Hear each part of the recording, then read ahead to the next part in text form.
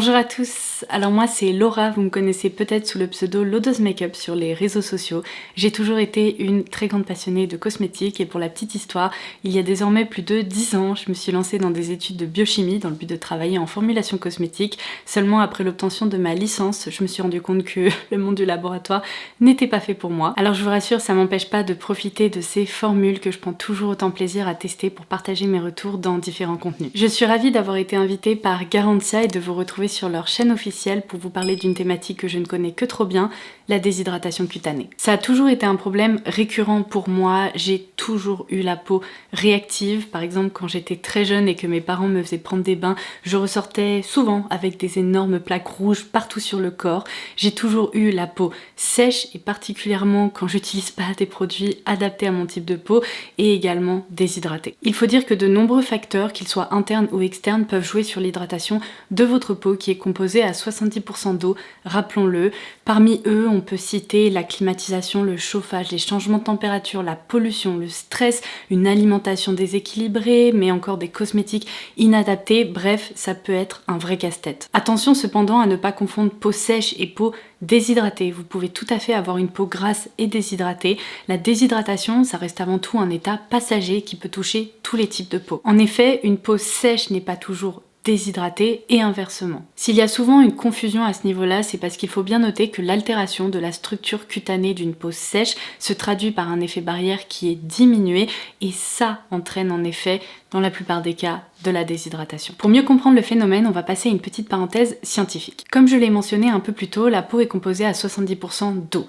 C'est-à-dire que l'eau se diffuse naturellement des couches les plus profondes de la peau, c'est-à-dire le derme, vers la surface de la peau, l'épiderme, et il y a des mécanismes qui sont bien rodés pour faire en sorte que la peau reste bien hydratée. Dans le derme, l'eau est captée par des glycosaminoglycanes qui diffusent l'eau donc vers l'épiderme et ce grâce à des substances qu'on appelle des substances hygroscopiques. Une partie de l'eau s'évapore de façon naturelle au niveau de la couche supérieure de l'épiderme et la régulation de cette évaporation se fait tout simplement grâce au film hydrolipidique qui contrôle la perméabilité de la peau. Vous pouvez tout à fait constater ce phénomène lorsque vous avez particulièrement chaud ou que vous faites du sport, c'est également comme ça que la transpiration se met en place. Et là je pense que vous voyez où je veux en venir. Les peaux déshydratées ont un problème de rétention d'eau et le film hydrolipidique a du mal à assurer ses fonctions, ce qui provoque en effet une déshydratation. Pour contrer ce phénomène, j'ai deux conseils à partager avec vous. Le premier va sûrement vous sembler évident, mais il faut boire plus. 1,5 litre, c'est vraiment le minimum. Vous pourriez ressentir le besoin de boire plus. Si c'est le cas, faites-le. Et mon conseil, c'est également de répartir l'eau ingérée tout au long de la journée de façon à maintenir un bon niveau d'hydratation. Ce problème de déshydratation ne touche pas uniquement notre peau, c'est-à-dire son confort, son apparence. Ça peut également toucher d'autres organes. Si vous avez tendance à faire des migraines, buvez plus. Vous verrez, ça pourrait vraiment avoir tendance à les soulager. Et d'ailleurs, petite astuce supplémentaire, l'eau se trouve naturellement dans de nombreux fruits et légumes. Donc n'hésitez pas à en consommer plus lorsque vous sentez que votre peau commence à être inconfortable. Mon deuxième conseil, c'est qu'une peau qui se déshydrate, c'est aussi une peau qui commence à tirailler, qui manque de souplesse, qui va devenir de plus en plus inconfortable et il y a également des effets secondaires qui vont s'installer. C'est-à-dire que la peau va commencer à desquamer, il va également y avoir une texture assez rugueuse et rêche qui s'installe et il ne faut pas en arriver à ce stade-là, il faut agir avant. Si votre peau semble moins rebondie, qu'elle a perdu en éclat et que vous vous reconnaissez dans le profil de la peau déshydratée que je viens de vous présenter, eh bien j'ai deux recommandations chez Garantia à partager avec vous qui selon moi sont de petites pépites. Le premier produit, c'est l'arme de fantôme dont la formule a été boostée après 8 ans d'existence. Je voulais commencer par cette recommandation parce que devinez quoi, la déshydratation cutanée apparaît bien plus vite là où la peau est fine et sensible et c'est exactement le cas pour la zone du contour de l'œil.